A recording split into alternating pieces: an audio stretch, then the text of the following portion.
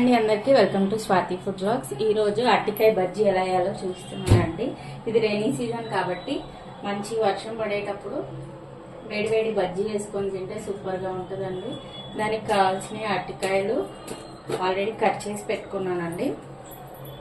ఇప్పుడు మీకు ఆల్రెడీ ఈ ప్రాసెస్ తెలుసు కదండి, నేను ఆల్రెడీ ఫస్ట్ వీడియోలో చూపించాను. ఇప్పుడు ఇందులోకి తగినంత సాల్ట్, మీ టేస్ట్కి సరిపడా చూసి వేసుకోండి. సాల్ట్ కానీ కొద్దిగా కారం,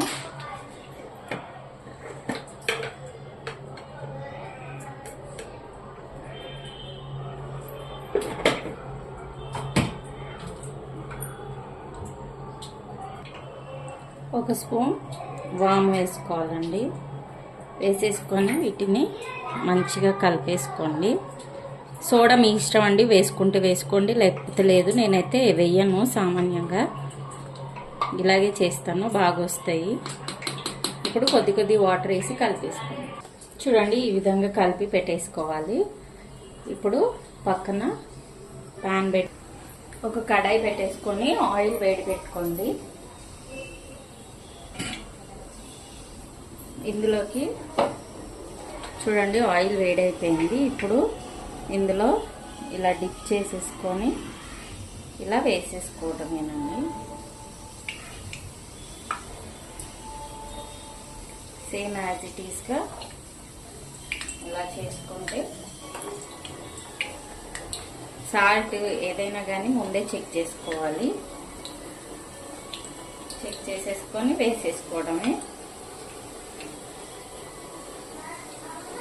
టేస్టీగా ఉంటాయండి. ఎవరైతే అరటికాయ ఇష్టం ఉండదో వాళ్ళకి ఇలా చేసి పెట్టండి, తినేస్తారు. సింపుల్గా ఈజీగా చేసేసుకోవచ్చు.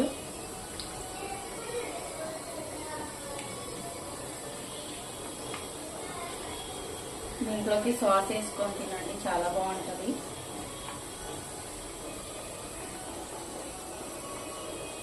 ఇలాగా అన్ని వేసేసుకున్నామండి. చూడండి, మనకి ఈ బ్రౌన్ కలర్లో వచ్చేసాయి కదా, తీసేసుకున్నాం. ఇంకా ఒక ప్లేట్లోకి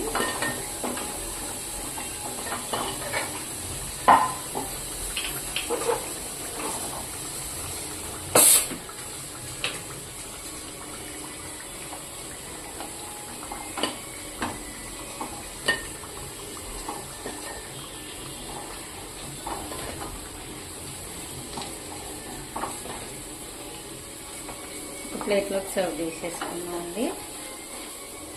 చాలా ఈజీగా తొందరగా అయిపోయాయి. Same as it is process. మిగతాయి వేసేసుకున్నాం.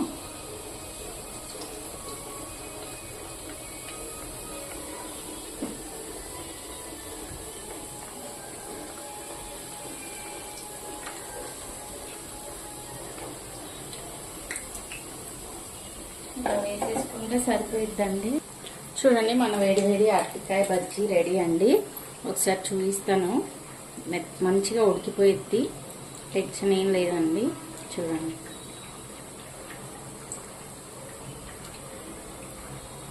ఇలాగా ఉడికిపోయి మనకి ఎమ్మి అయిన టేస్టీతో బజ్జీ రెడీ, అరటికాయ బజ్జీ. మీరు కూడా ఇలాగ ట్రై చేసుకొని ఎలా ఉందో కామెంట్స్లో తెలపండి. మీకు కనుక ఈ రెసిపీ నచ్చినట్లయితే లైక్ చేయండి, షేర్ చేయండి, కామెంట్ చేయండి. అలాగే ప్లీజ్ సబ్స్క్రైబ్ చేయడం మర్చిపోకండి. మరిన్ని వీడియోస్తో మేము ముందుంటానండి. చాలా సింపుల్గా హెల్తీగా తినేసేయండి. థ్యాంక్ యూ ఫర్ వాచింగ్ అండి. బాయ్.